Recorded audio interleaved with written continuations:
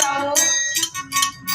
বলছে ধরা আমি তোমায় ভিক্ষা দিতে পারি, সেবার নিমিত্ত যা যা প্রয়োজন আমি সমস্ত কিছু তোমায় দিতে পারি, তবে একটি শর্ত আছে, আমার কাছে প্রতিজ্ঞাবদ্ধ হতে হবে।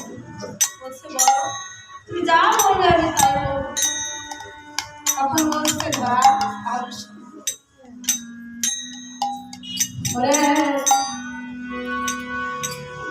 ওরে তুমি শোনো